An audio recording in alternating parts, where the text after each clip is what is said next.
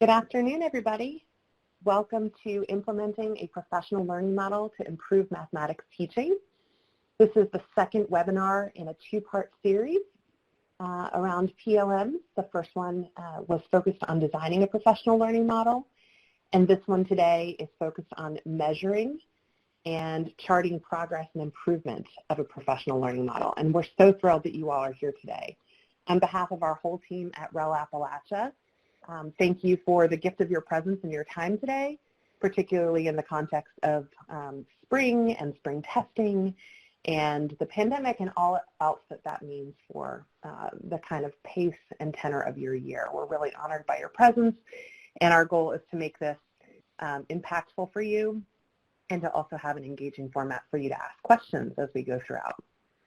So my name is Laura Kosner. I am the Partnership Liaison and a Senior Researcher and Technical Assistance Provider at REL Appalachia, located at SRI International. And again, we're really thrilled you're here. Just to give you a sense of who you'll be hearing today, some of us, these are the faces behind the voices. My colleagues Pam, Ryoko, and Anna will not be speaking today, but you'll hear from Jill and Stephanie as well. So we are, I guess we should have put on our Wonder Woman costumes today. We're pretty serious about this women in math business today. We're really excited to present with you and talk to you about the lessons learned over the course of our partnership with school systems in Central Virginia. To give you an idea of how we'll spend our time today, we'll spend a few brief minutes on this welcome and overview. We'll spend the first half looking at documentation and data for how to measure professional learning models, at least in theory, but then we'll directly connect to practice by talking to Stephanie, who is a Chief Academic Officer at a public school system in Virginia, to be able to talk about how this worked in practice. Very focused on that for you. And then we'll talk about next steps and how you can continue to connect with us. So the goals of this webinar series were really to build the capacity of participants to design and implement a coherent sense-making professional learning model. So as opposed to piecemeal that doesn't make sense or that doesn't work towards a consistent and singular goal, we really want to incorporate interconnected, evidence-based professional learning experiences that enhance leaders' ability to deliver high-quality math instruction that ultimately, of course, it only matters if it matters on child outcomes, support student achievement and success.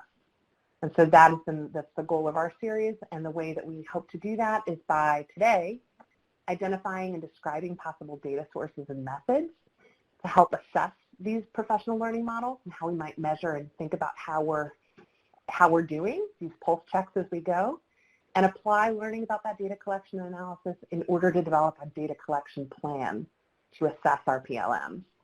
And then identify other considerations when using a PLM to design future professional learning opportunities. So as we mentioned before, and as you all have received via email, the link to the first webinar and all of the print materials can be found at this link on our website. I'll also point out that in the lower left-hand screen, left-hand corner of the screen, there's a square that says download today's files. These also came through in today's emails, but just in case, you'll have handouts 1 through 4, which came from the first webinar, but I'm sure we'll refer back to as well. Handout 5 is from today's webinar, and the agenda, of course, in the slide deck is from today's presentation. But all of the print materials, including the slides from the first webinar, are available on our website. And with that said, again, I want to thank you for your time. I'm looking forward to engaging with you all in the chat, and I'll turn it over to my colleague, Pam Buffington, to lead us on in our discussions of documentation and data. Thanks so much, Laura. I'm Pam Buffington, and I am the Partnership Lead for the Student Success in Mathematics Partnership.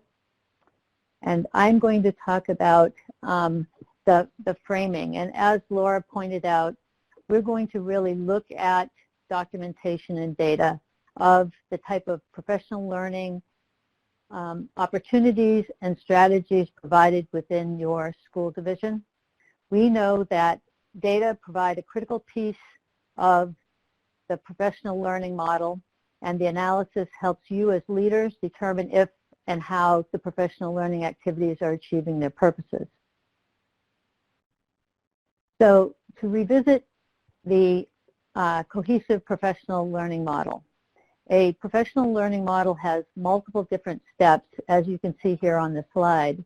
It begins with an overarching professional learning goal, and it is responsive to the teaching and learning context within your school districts and student learning data within the particular school division. The teacher learning goals are determined next, followed by the design of learning opportunities. So if you look at this schematic here, you can see the first arrow really focusing in on the goal, attending to the context and the student learning data, and that drives the teacher learning and practice goals. Next, you can see that the strategies and plans for teacher professional development are driven by those learning targets and goals. And from there, you have iterative cycles of implementing teacher professional development. Sometimes it's one event, sometimes it's a series of events, and then finally assessing teacher learning. Oftentimes when we start doing this work together with teachers and teacher leaders, we often jump to looking at student outcomes. And what we're going to be talking about today is really slowing down and taking the time to assess teacher learning. So what we're going to do is give you an opportunity to complete a poll. And first of all, think back, what have you recently conducted for professional development, and how recently has that happened? I can see that there are a number of folks that are submitting responses. We've got about half within the last month and half within the last 3 months. And there are just a few of you who implemented your last professional learning opportunity earlier than that. Right now I can see that we have a good spread across 3 months, the last month, and this last year. Very nice. Okay, thanks.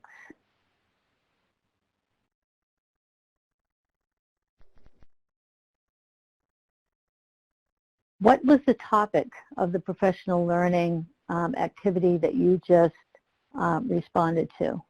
What was the topic and the goal of that? Take a moment and just enter that into the chat.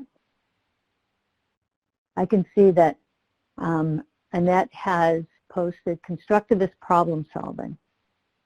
Who was that with, Annette? Was it at the early elementary, middle, secondary level? Where did that, who were the target audience for that professional development?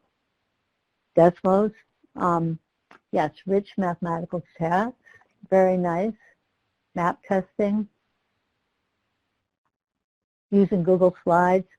A number of people have really focused in on what is the type of professional learning you can offer in this remote and hybrid setting. Very nice. Keep these ideas in mind as we move forward with trying to assess those experiences.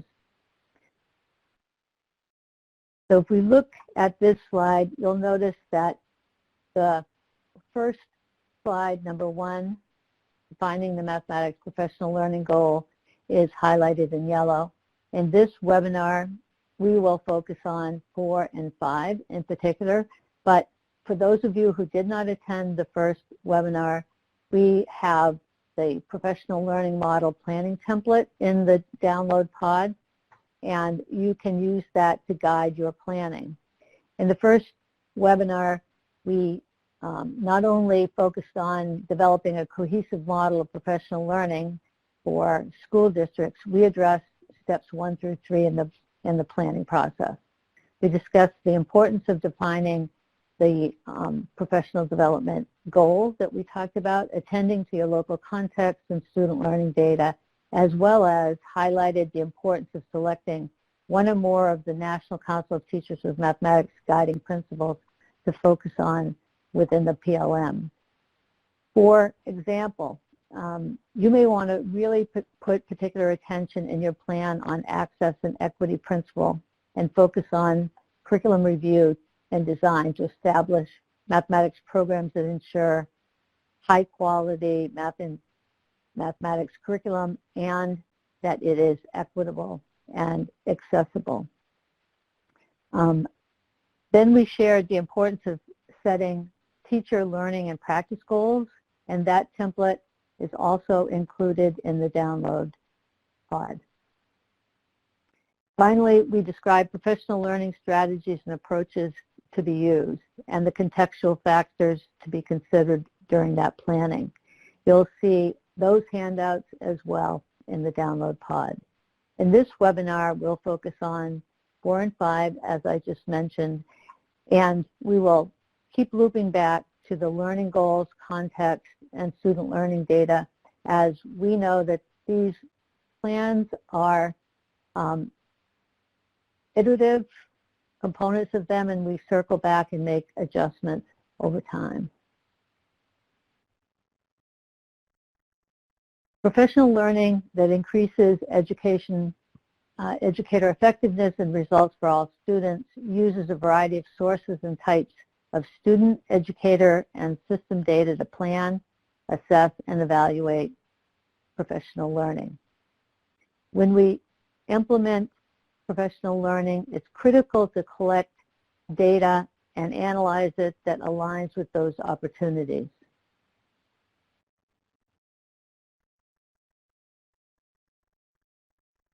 As you can see here, if we want to think about the data that we're going to collect, we have to decide and assess the success of the professional development activities specific to those ideas that we pointed out in the last webinar, specifically around what teachers are doing and how those strategies are engaged. At level 1 of Guskey's impact of 5 levels of data, we can measure participants' reaction. At level 2, we measure participants' learning. At level 3, we measure organizational support and change. At level 4, participants' use of new knowledge and skills or application. And at level 5, student learning outcomes.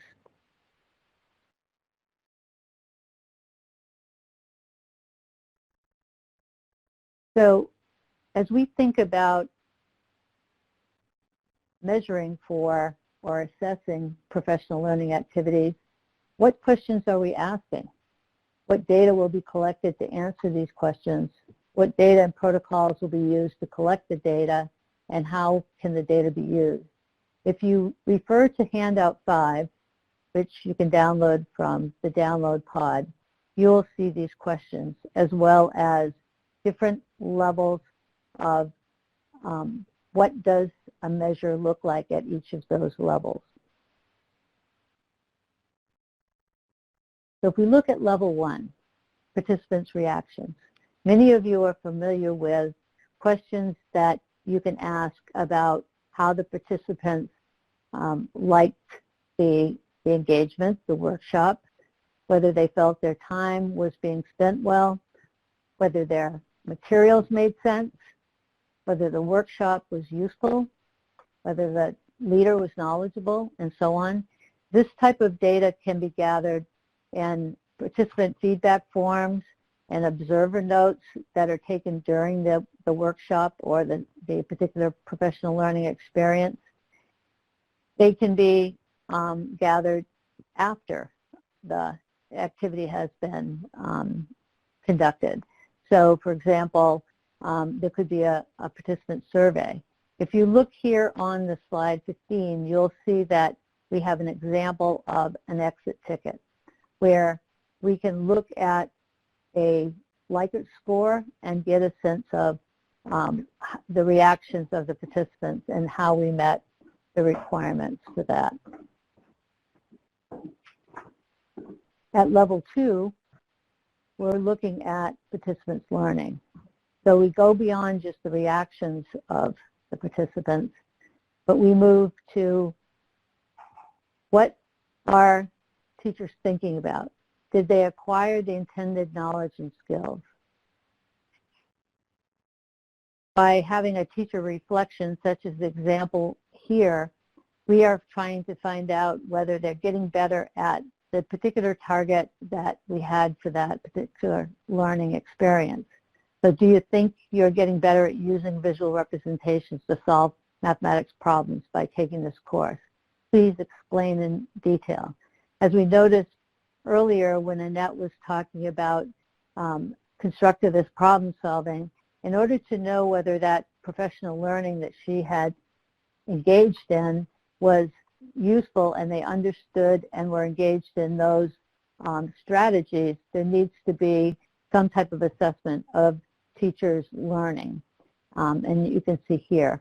So the level gives you a sense of the type of targets you're aiming for: teacher knowledge, teacher reflections, observer notes, and the kind of instruments that will allow you to collect that data. It's not sufficient, however, to just collect it, but how are you going to take that data that you've gathered and use it to inform the planning and the next step in the professional learning? So as you can see here in the last column of this level 2 are some strategies around what can you do with the data that you do in fact collect here.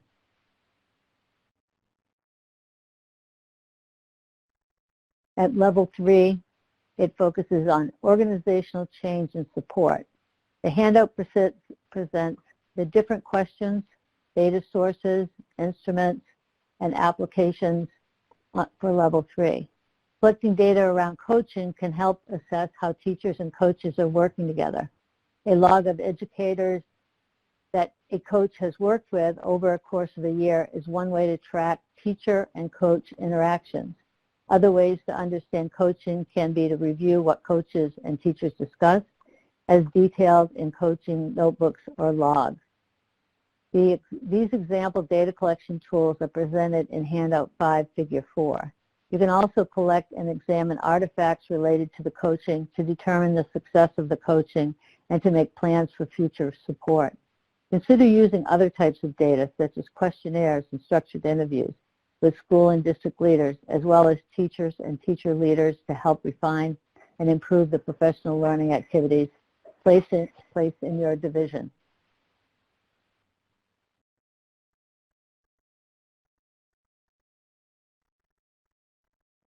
At level 4, we measure participants' use of new knowledge and skills.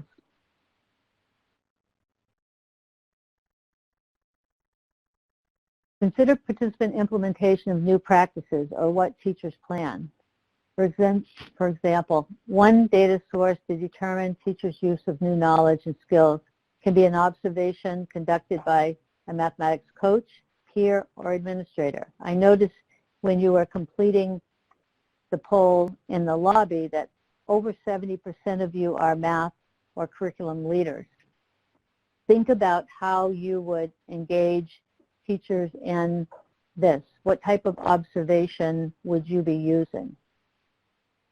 Figure 5 on Handout 5 provides an example rubric that can serve to inform an observation focusing on a classroom centered on discourse in a mathematics classroom, for example. This rubric, which comes from Principles to Practice, focuses on an observation and what does this look like at each level. And not only are we looking at just what the discourse is, it's looking at the teacher role in that, questioning, explaining, thinking, mathematical representations, and so on. These 5 categories of actions across the classroom can be centered on mathematical discourse. These 5 categories of actions across 4 levels, 0 to 3, are descriptors that make explicit the implementation of mathematics discourse and how it looks in the classroom, and is a valuable tool for improvement. If you think back to Webinar 1, Brian Nussbaum, one of our partnership members, focused on what he did with this type of rubric in his classroom. The observation matrix shown here could be used to assess the degree to which participants of his activities use the new knowledge and skills in the classroom. The third column of the rubric focuses on explaining mathematical thinking. Look at Figure 5 of your handout 5. You'll notice there are clear descriptors of what students and teachers are doing. You can see the teacher probes students' thinking somewhat. One of two strategies may be elicited. The teacher may fill out it in as an explanation. Students could provide brief descriptions of their thinking in response to teacher probing. At level 2, the teacher probes more deeply to learn about students' thinking. The teacher elicits multiple strategies. Students respond to the teacher probing and volunteer their thinking. Students begin to defend answers. By having a really clear rubric, you can focus on the subtle changes that teachers are making within the classroom. During the observation, you as a mathematics coach or leader can circle or highlight descriptors related to what they're seeing in the classroom.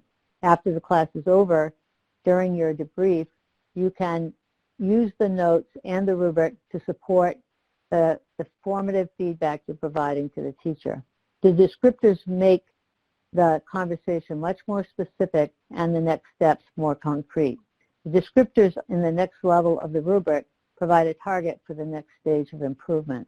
By having concrete, visible, doable steps, teachers are helped and supported to make the kind of improvement that we like to see. At level 5, if you notice here, it's focused on measuring student learning as a result of the teacher professional learning. Student outcomes to consider include student achievement scores, course grades, and content assessments. Student self-efficiency and self-reflections are also used as tools to determine the effects of teacher learning. An example of self-efficacy items from the Organization of Economic Cooperation and Development, OECD, are provided above in order to give you a sense of how you might do this or what were used in those assessments. You can see here that students just start to identify on a Likert scale their agreement or disagreement. It helps to then support those students and the teachers supporting their growth in those areas. I want you to take a moment to reflect on these 5 levels. Think back on the professional learning activity that you chose at the beginning of this webinar, a mathematics professional learning activity that you planned or conducted recently. Think of a particular outcome of that activity and the type of data you collected or you will collect, and then enter that information in the chat. We will discuss a few options in order to make connections from professional learning to outcome and data collection and use. So as I look over here, I hope to see some examples. I'm going to look back. Chad, I noticed you focused on numberless word problems. How did you measure the success of that professional learning experience for teachers? Did you do observations? Did you get feedback directly? At what level did you collect data and reflect on that data? The same is true for others that submitted. For example, Catherine, can you talk a little bit about what data you collected for unfinished learning and student engagement? I'm going to pause for a moment so you can type.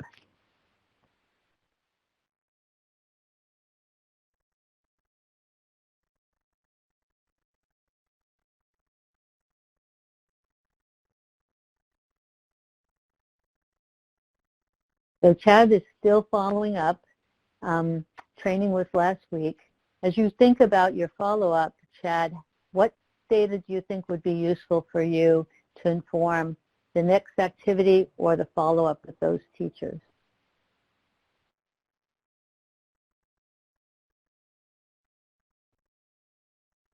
Catherine focused on levels 1 and 2. Very nice. Use surveys and have follow-up training this summer.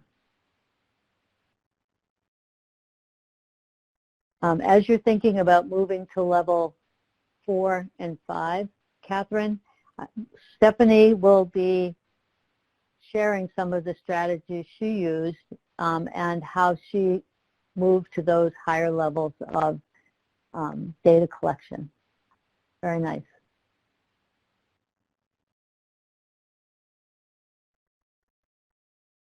In addition, Catherine, there are some strategies about developing strong communities of practice.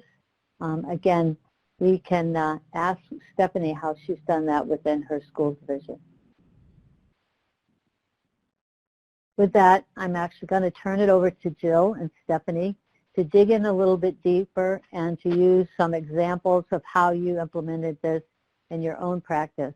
So Jill and Stephanie, it's over to you. Thanks, Pam. We're excited to share a little bit more here and dig in and show some examples of some of the work that you just presented. So I'm going to introduce Stephanie here, who has been a member of our partnership and is the Executive Director of Instruction in Stanton City Public Schools.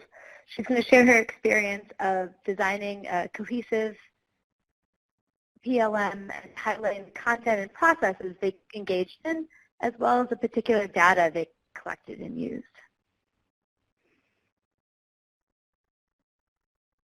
Oh, welcome, Stephanie. And I'd love you to introduce yourself and then share a little bit about the practices of your professional learning activities, what your goals were, and then a little bit about data and data collection, and we'll also then follow up with some specific questions.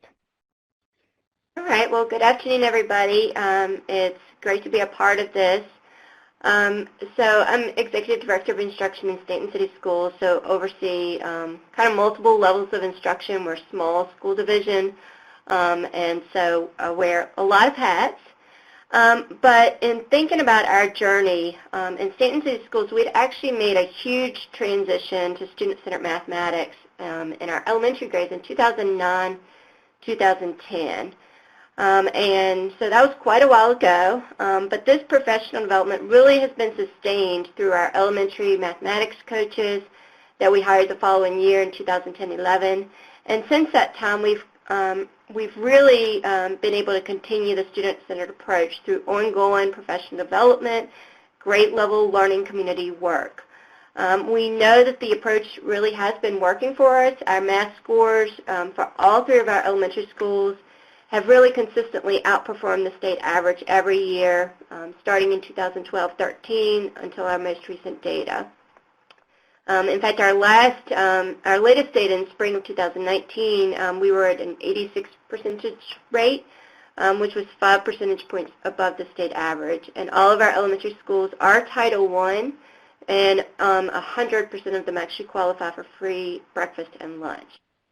Our economically disadvantaged group scored at the same rate as all students at 86 percentage points. However, when we looked at our trend data in secondary math, the pattern was really very different. With the exception of Algebra 2 at the high school level, all other courses are actually significantly lower than the state.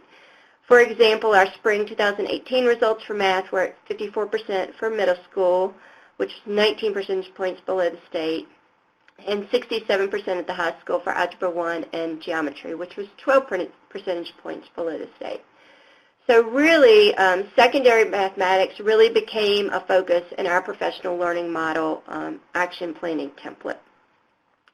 There were two key actions that we took to address our problem of practice related to mathematics. One of those was reevaluating our secondary mathematics progression, but then the second one was really launching a professional learning focus. So within that, we used our internal, what we call Stanton City Schools University, to train teachers on some new standards and NCTM teaching practices. We also gathered some information about staff perception related to their mathematical practice. We conducted site visits of our secondary math teachers using a math observation protocol. We designed an intensive professional development week aligned to staff perceptions and identified needs through observations. And we continued a cycle of observation, feedback, and continued learning. So in each of those steps, we really tried to use data to help us in producing the highest level of impact. And our work with the REL Appalachia group was really instrumental in supporting this focus on data. Thanks for sharing all that, Stephanie, and giving an overview. I think it's really neat how you all had this focus in elementary and then said, let's look deeper and figure out, what can we do at secondary, and kind of dove in to think about what do we see here and, understand what's happening and then develop a plan. I think that it really shows, diving into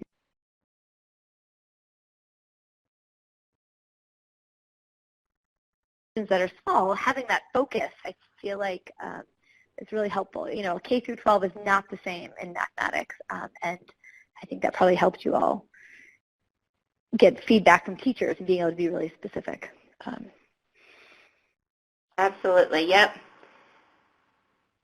So let's move, and we have some questions to kind of follow up to talk specifically about the data piece. What kind of data you were looking at and how what you did along the way. And I'll just remind everyone, feel free to ask Stephanie questions in the chat, and we'll make sure we have a little back and forth on this. And I'll try to fix my audio along the way. Here we go. So first, we're wondering, how did the handout 5 information, like the different levels, help you reflect on the levels and types of data you were collecting?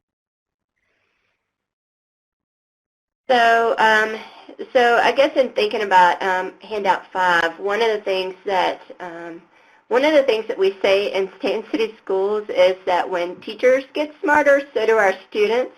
And so when you look at handout 5, it really kind of replicates that same idea. I thought it might be helpful just to kind of share a little bit of what we found from that. One of the things I guess we realized was really that importance of measuring whether what we were doing was really making an impact. John Hattie talks often about that whole idea of know that impact, and that was really important to us. And so one of the key pieces was really thinking ahead about what we wanted the learning outcomes to be. So because this was, in many ways, just sort of an entry point for some of our secondary teachers, they hadn't had the same level of involvement, we felt it was important to give an overview of just the NCTM teaching practices and to start there. So we started by really identifying what the learning goals we really wanted them to be. And so kind of when you think about the handout, levels 1 and 2 are probably where we started first in thinking about some of that work. So participants' reactions was going to be important. We wanted to have buy-in as we were moving into this. So we approached that a little differently than the way it is presented there. We felt it was important to involve all the teachers before the training on what they perceived as their needs. So our initial survey was just gathering some information from teachers about what they perceived. And then we also did an observation protocol where we actually went into classrooms and were able to observe to kind of get some feedback. And that really helped to guide where we started with our professional learning. And so that was kind of where we started, was sort of a level 1, what do they feel is going to be important. And then once we implemented and that helped us to really kind of target what the work would be in that training. And so we actually came away with sort of 4 specific pieces that we wanted to work on during our professional work week. And I think, Stephanie, your focus on the participants' reactions or level 1, either using need sensing, like you were saying, or their reactions from the learning, really aligns with the data you can collect column. You know, you were using that to understand the professional development, improve the delivery in the program. And so it makes sense, you know, even if your questions kind of change or the type of instruments, it still feels like what you all were doing at the beginning was trying to say, what kind of data, you know, how is this working? What do we need to do in professional development and what's going to happen? And so that sets a real good foundation for the next steps, right? So part of the idea about the levels that you all emphasized was we got this information about what people needed, and then we addressed our professional development to follow that, not looking for changes in the classroom yet, just trying to figure out what's going. So that's great. Right. Yeah, and then I think we were really able to dive into sort of that level 2 at each part of the professional development. Mm-hmm. Yeah, so you can keep going and talking through it. It was really great.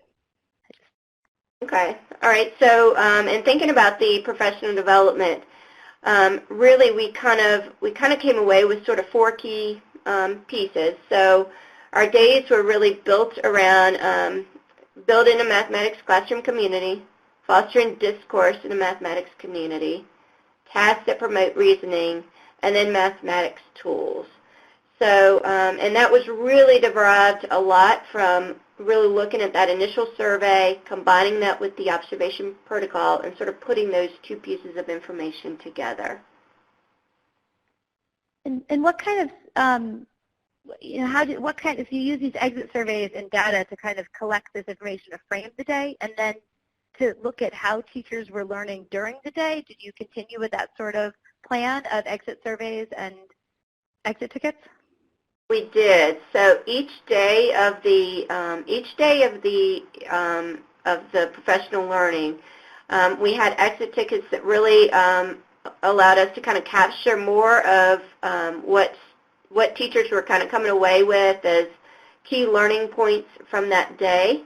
And then as a culminating sort of end of the week survey, we really kind of provided, we went back kind of to the checklist of what it is that we wanted as key outcomes, which I think was really important. And then we were able to ask them their perception on basically how they were feeling at this point on each of those different levels. And we were able to kind of cross-check that with the exit surveys from each day as well. But then we were able to really quantify all of the different components from the NCTM teaching practices to really figure out what then we needed to dive, what people felt like our areas of proficiency and what we needed to dive into even further. Yeah, that's great. So what did you quantify? Like what they were, like you took their information and put them back into categories, into those categories. That's what you're saying. Like their ideas you kind of sorted to figure out where to focus on next.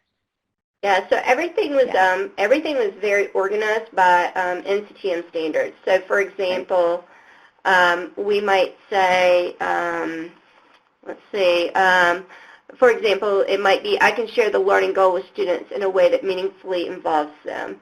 And so there was a specific focus, and then they were able to indicate whether they felt like they had proficiency, and then their exit ticket also helped to confirm if they had proficiency in that skill because they demonstrated it.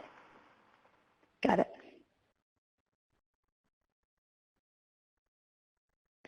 And so then how did that lead to level 3 and 4? So a key piece that we've really tried to have in our division is this cycle of observation and feedback. And that, I think, is a really key way to help to measure if what we're doing is making a difference.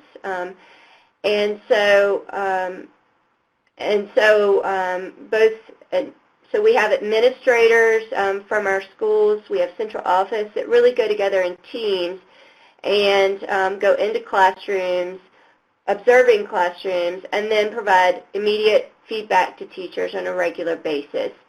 And by having these sort of look-fors and kind of key pieces that we'd already identified, it made that cycle a lot easier to follow because there were specific things that we were kind of looking for and able to talk through with teachers. And that's been sort of a cycle that we've really continued in Stanton.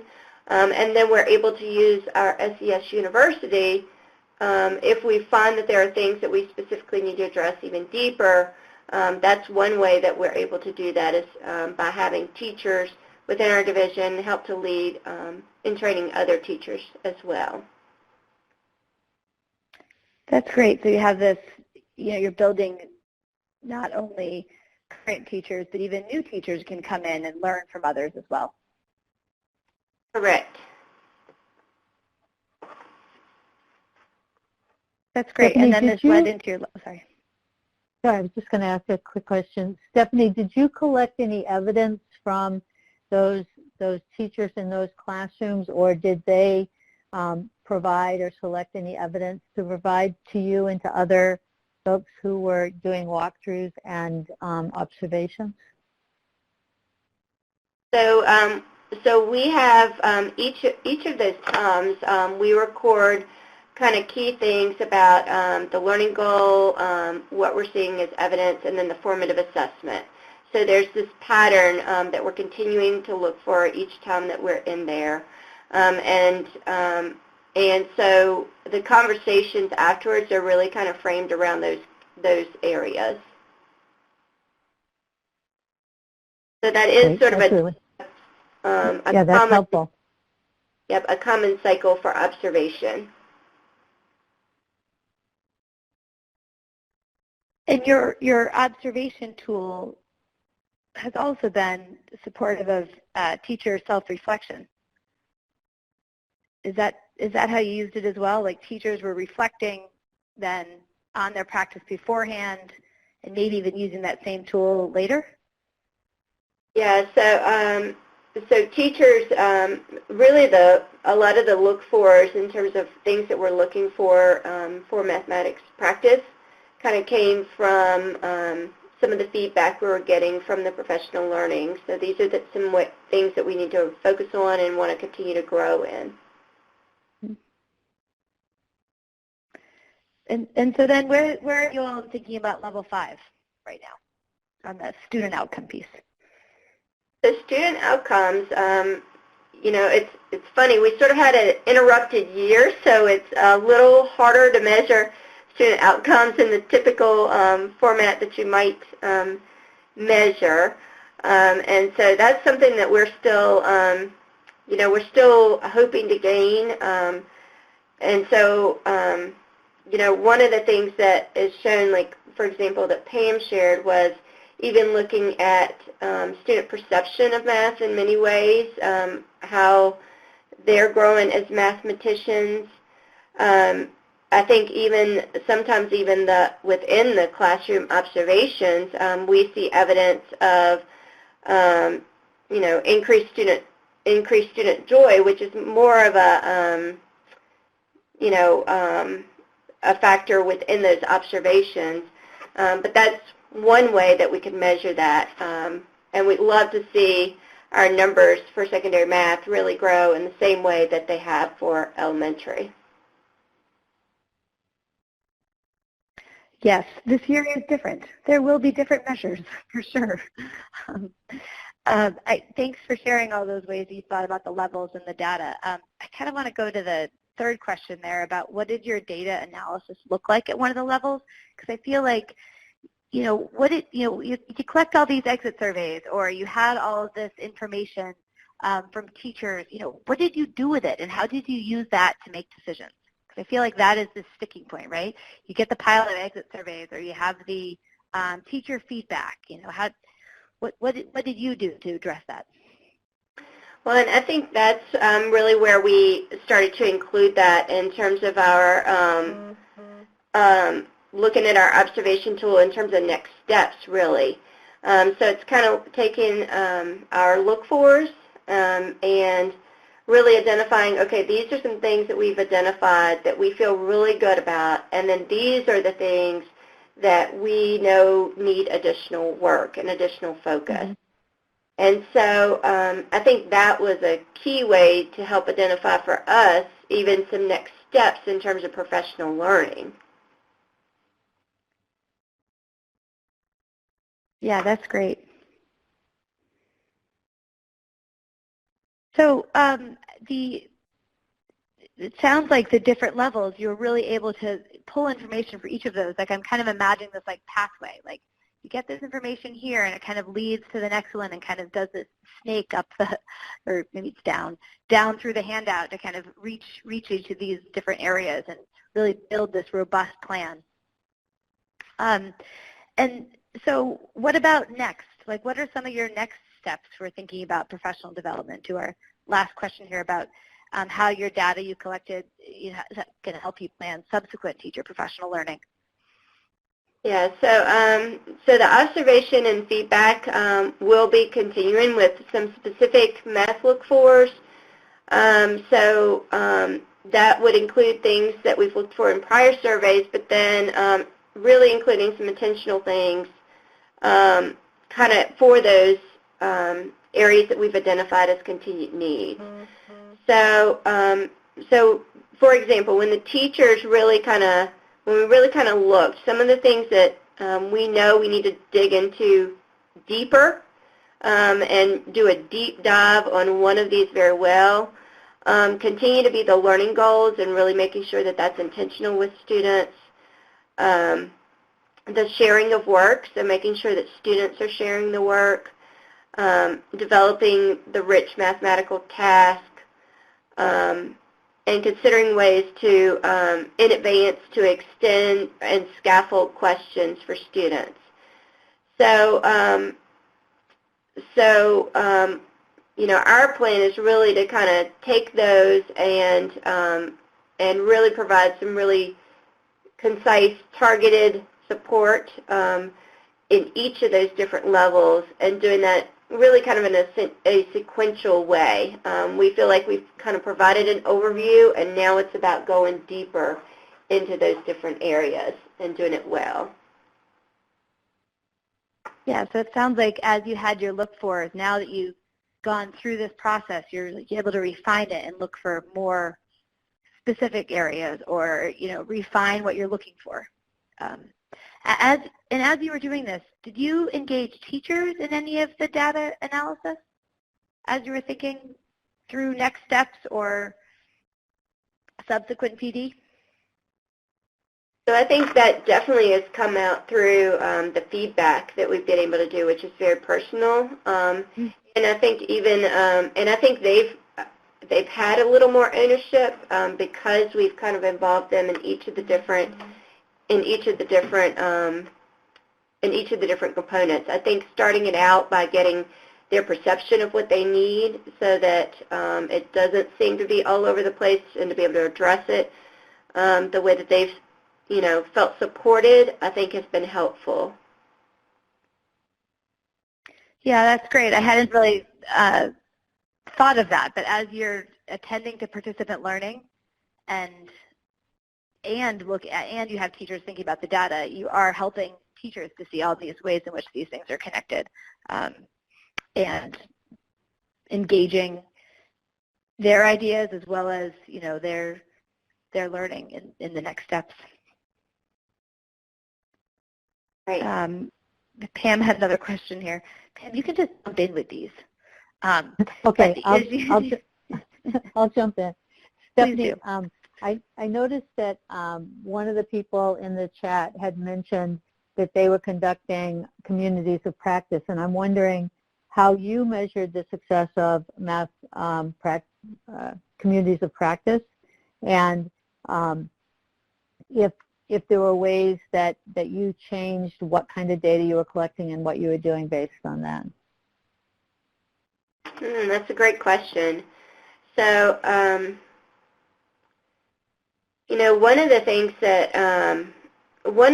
that we did that I didn't mention is we also have done some things that have tried to bring just math teachers together, and so one of our initial steps was also just kind of looking at some of the newest standards, and we did that with different groups. So we had a K-5 group that kind of looked at that, we had a 6 through 8 group that looked at that, and then we had a grades 9 through 12 group that looked at that. And then we sort of brought them all together and did some across the board, kind of similarities, and even did a task with them together just to try to bring some people together around some common concepts and ideas. And I think the more that, we can do that and support that continued idea of learning, and again, kind of going back to those key goals of what you're hoping is in outcomes, I think the more that we can do that, the more collaborative it is and the more supported teachers feel. Did you use any kind of protocols to help support teacher leaders and math coaches in those professional learning communities?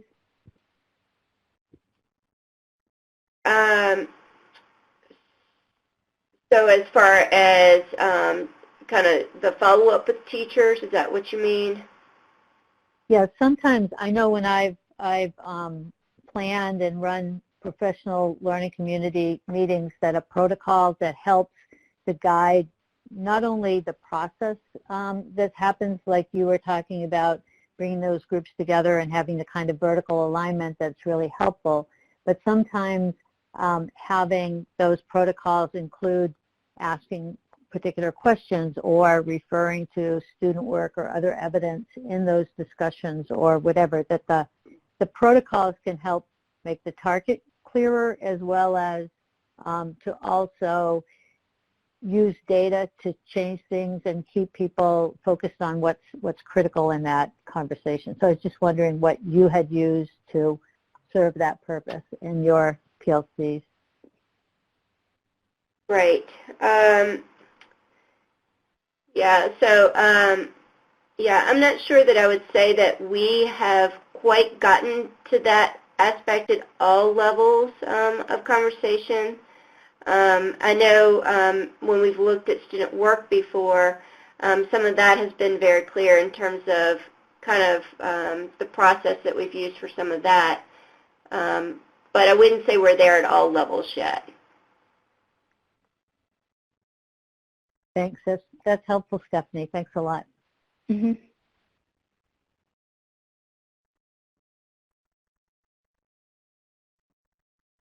Well, I appreciate all you shared, Stephanie, about your process. Are there any other pieces of this that you're thinking of that you'd like to share with us? And certainly, if anyone has any questions or thoughts about, how to start on this path in your own work, please feel free to type them in.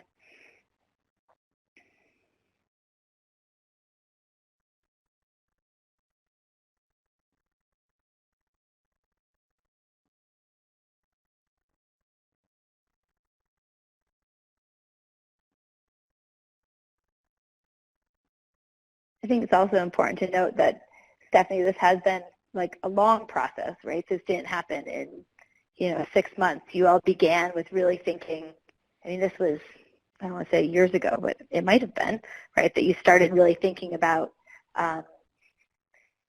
what to look for and set up your own university and assessing teachers' needs and moving through it. So it's been quite the process and quite the partnership. Right. I see Jonathan has a question. What's the biggest hurdle you've had to overcome in this process and the greatest success? Oofda, that's a good one. Yeah. Yeah, so I would say the biggest a hurdle for us, honestly, was timing of the recent pandemic. I do feel like we had a lot of momentum going, and for us, it's been hard to juggle multiple things at one time. So I would say that's been a bit of a hurdle. But I would say success would be the observations and even the virtual observations that we've done this school year, and being able to see impacts and differences in students from where we were when we started the journey. So that's been the most positive.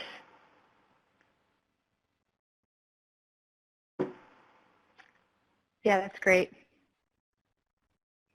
Well, we're going to share a little bit more, and there will always be a time to come back for more questions. So here, we're going to move through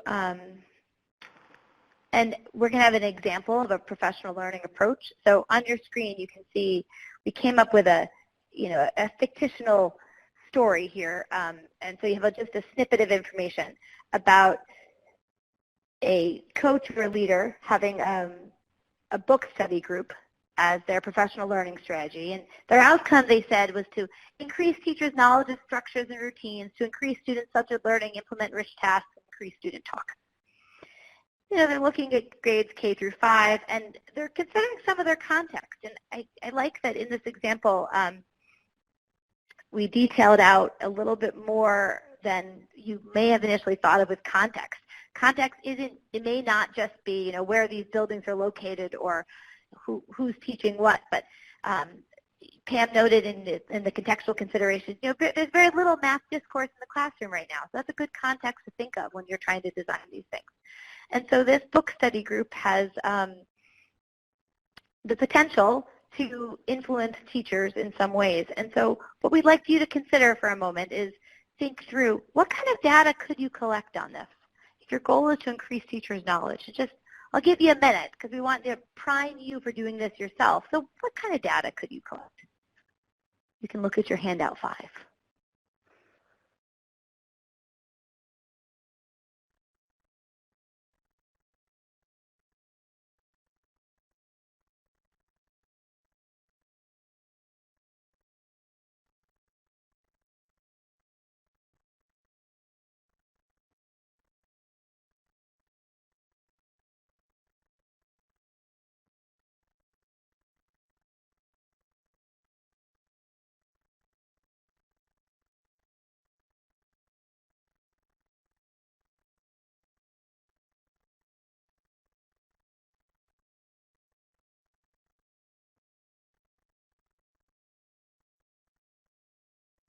I like Pamela's mentioning here a rubric for rich tasks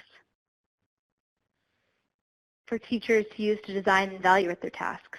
So it may be something that, you're asking teachers to look at the rubric and figure out what they've learned and think about teacher learning. Yeah, Jill, it's very interesting because I think in the Principles to Actions book that Stephanie referred to, there's some nice guidance about that. But I also have done some work where I was working with a rural K-5 school who the math folks had this same goal to increase student discourse for students from K all the way up through 5, and they each took a slightly different tact on how they tried to increase that student discourse as well as the data they collected. For example, in the kindergarten classroom, the math teacher used popsicle sticks, and as students engaged with sentence starters to help talk about their math, they'd put a popsicle stick in a cup, and that's how they started to see more and more discourse as they engaged. And for different grade level teachers, some of them used checklists where they would be purposefully not only providing the kind of sentence starters and opportunities, they would use their checklists to keep themselves engaged in the kind of questions around the task. And they determined that the more rich tasks they embedded, the easier it was for them to engage students in discourse, not only with the teacher, but with each other. So a really good point there, Jill. I can also imagine from a book study, you may want to figure out what teachers have learned too. Like there may be teachers who from a book study may not then be ready for the popsicle stick sentence starter piece. Like I can imagine that the book study may lead to understanding that may not be ready to be implemented yet. I don't know. Does that resonate with you, Pam? Like maybe you could have learnings from a book study that are more like that lead you to designing the next PD opportunity or identifying what teachers need. Rather, like teachers may not move to implement a new teaching practice or strategy. So maybe there's different pieces first. Yeah. Yeah, I totally agree. And I think sometimes it's having the shared experience of a book study to say, all right, they've identified 3 strategies. They could come to consensus about trying one and then comparing the success of implementation and so on, or they could make choices around trying different things and seeing what worked better in their context. So I do think that the book study itself will not mean automatic implementation, which is a point that Stephanie made in her examples, but really engaging those teachers in that process gives you some kind of shared, playing field in terms of what they're going to attempt to do. Right. I just wanted to highlight that, like, you could have this book study lead to different levels of understanding, right, depending on where you all were. And I think that's a neat consideration, right? I'm just reminding the chat that there's lots of right answers to this. So I think the idea would be that as you're designing your professional learning model and you write through what you're looking for and your outcomes, you can think a lot. You can think through, like, what sort of levels do I want to look at? What questions am I answering, and what data can I get from this? Getting data easily. What's possible? So, and I'm going to just tie back to our PLM, our kind of questions for you to consider. How will you plan for collecting data when you're doing this yourself? How will you decide which level to focus on? How will your professional learning context influence the type and amount of data you will collect?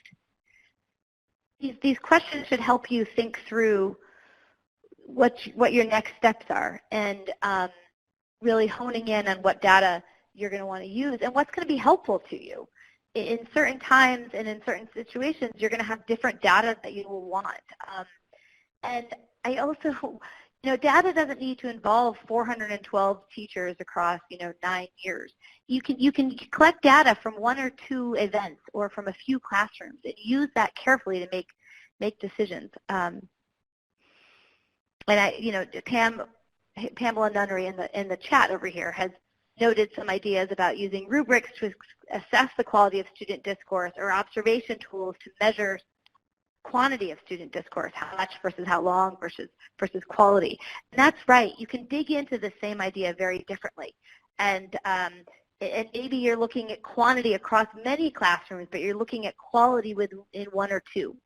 And then I think you can use that information you collect from these different data sources to decide what you do next. I think Stephanie's little progression of how they use data in different ways is really great.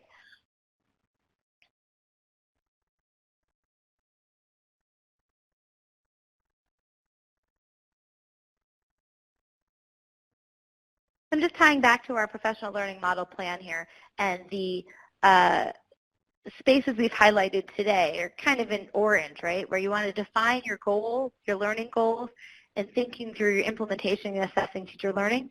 But as you're doing that, you're continually want to be ready to think of your teacher learning and practice goals and those learning opportunities. There's lots of opportunity to revise your plan along the way.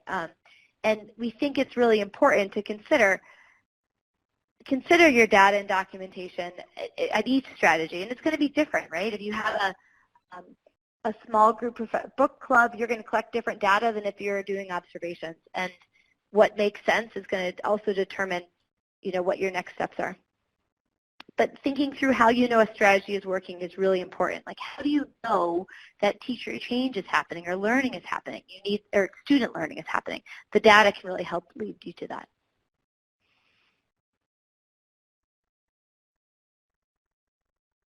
We'd also like to remind you that this professional learning template should be a living document, meaning that you should continue to revise it,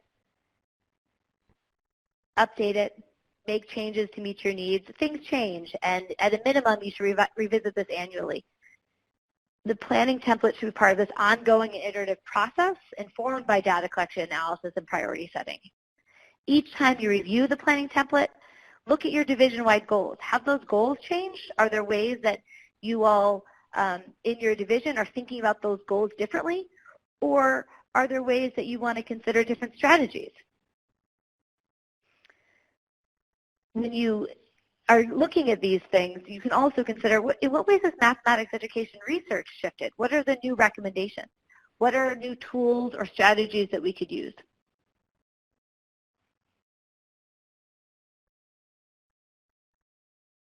So to that point, I'd like to share here a little bit about what else we think is really helpful to use as you're designing your PLM.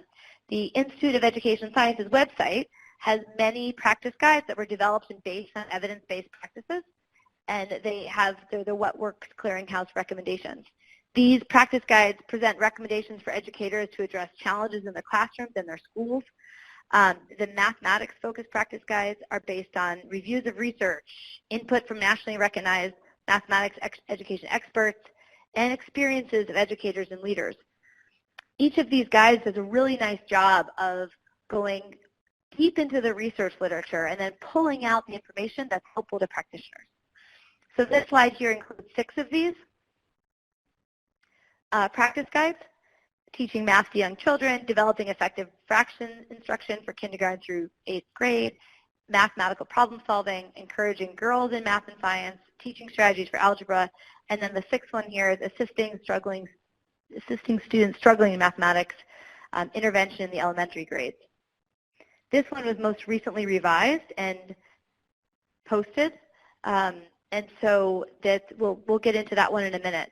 But first, this teaching math to young children and the other ones on the top row there really dig into problem-solving practices and recommendations, not only by grade level, but really into content areas and thinking carefully about what ways you want to frame content specifically depending on student grades.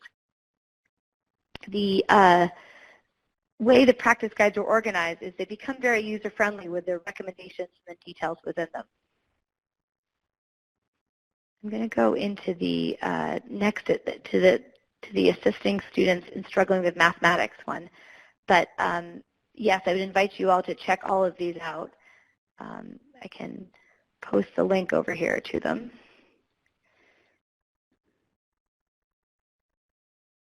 So this practice guide here is called Assisting Students Struggling with Mathematics Intervention in the Middle Elementary Grades.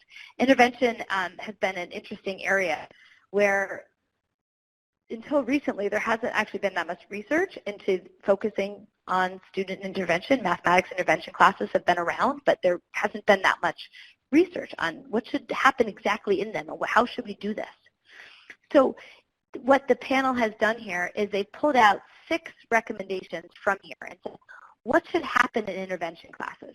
And as you scroll over these on the site, each of them has a show more button, and then it goes directly into that recommendation. If you go up to the full practice guide, it starts at the beginning. But you can dig into each recommendation, which can be a great way to say, to look into one of these areas and say, well, what is in here? So each of them you'll see, they get pretty specific. Like number 4 says number lines. Use the number line to facilitate the learning of mathematical concepts and procedures, build understanding of grade level material, prepare students for advanced mathematics. These are pretty specific when you think of intervention in elementary grades as being a wide topic. They really try to hone in on specific areas. The other one here on the top, the mathematical language one, is a good one for us to explore. So we're going to explore that one together. It says, teach clear and concise mathematical language and support students' use of the language to help students effectively communicate their understanding of mathematical concepts.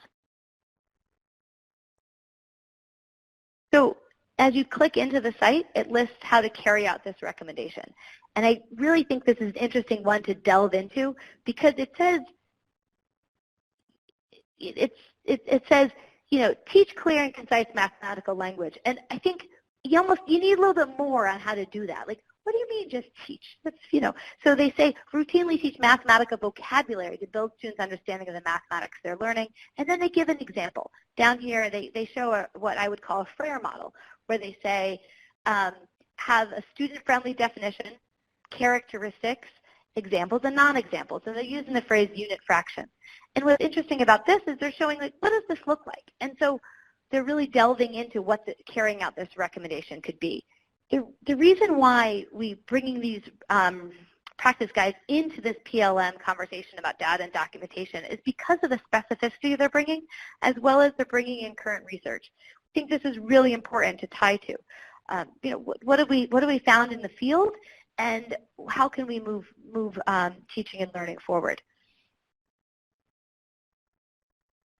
As you go in, they have a little mathematical language chart, and they describe what this looks like, having a definition and having examples and representations. So each of the recommendations they lay out in this way, and I think that it really helps to say, what does this look like? There are lots of resources out there. If you were to Google, best math teaching practices, you're going to get thousands of ideas. And what we love about these is the research base then says, well, what can I measure and what can we do? These are tools that we think could be helpful. This is actually my favorite part of these guides. It has this potential obstacles and the panel's advice. It reminds me of, when your dishwasher is not working and it says the troubleshooting tips. And this one here says, I don't know what words I'm supposed to use. Everyone seems to be using different terminology. And the panel gives some advice. Use your state's mathematics standards to identify the important language and consider the guidelines. And if you can't see it very well, but the second obstacle says, teaching vocabulary takes time we don't have. And it's these are real ideas here, and so real obstacles that people are facing, and they're trying to give advice on how to address it. Pam, I'm going to leave you to talk about next steps with this work. Thank you so much, Jill. And I just want to reinforce something about the practice guides. The practice guides have these recommendations based on the newest research, as Jill pointed out. And in the work that we've done in the Student Success in Mathematics Partnership, we've spent time digging into those recommendations and then integrating those into professional learning opportunities. For example, we created a face-to-face professional development before the year of COVID, in which we engaged math coaches, math leadership, our partners, and so on. And with that, we were taking the research directly, applying it, and building the professional learning experience, the PD workshop, in a way that integrated those recommendations. Specifically, the one that we did together there was the problem-solving practice guide, which really stressed the importance of visual representations to support English learners and struggling students. And in those ways, this tying together what the research says, what the recommendations are for practice, how to enact that, specifically in the planning of professional learning, and then measuring that professional learning at the end. There are links off of the REL Appalachia website for those, so you can see samples of how to translate these kind of recommendations into your practice as professional learning leaders within your school districts. So just to review where we're at, this webinar we spent a lot of time talking about and describing possible data sources and methods to use and understand teacher learning and success of the professional development opportunities, applied learning about data collection and analysis in order to develop a data collection plan, and identify key considerations when using the professional learning model to design professional learning opportunities.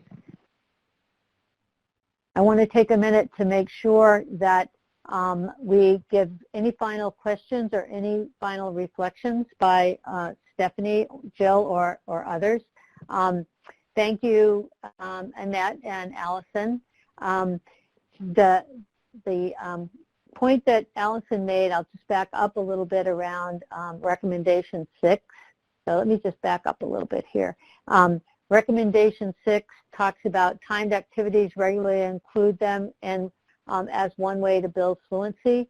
This really is focusing in on the early math and early grades being able to recognize group clusters, visual representations of numbers, and that it's critical for students to be able to make those kinds of judgments quickly that help them to then move on. So if you dig into the recommendation, you'll find specific evidence around what that is. So it doesn't mean all activities are timed, but rather particular aspects of the mathematical progression of students are recommended so that you have the kind of fluency and use of those. But very good point. Sometimes it's digging into what the recommendation is, and seeing examples will really help clarify why that's included. Sorry, Pam, I was reading into that too and looking at it, and I think you're right. Like, it's not only reading into what the recommendation is saying, it's also what they're trying to emphasize, I think, is that fluency piece more than the terrible experience we all had in the 80s of, being penalized for it. Like, I don't think they're not emphasizing that. And I think, Pam, wouldn't you agree, you also want to balance these with, what you know about students and context. That's why you have that contextual considerations column. Whether or not you're going to do all of these on your own each time is probably going to be related to what work you're doing in your school already. Jill, absolutely. could you say that again? You want to balance it with something? I lost your audio there. Oh, that's so weird. I'm just saying you want to balance your use of these recommendations with your own contextual considerations and what you understand in your schools. Thank you. Thanks, Jill.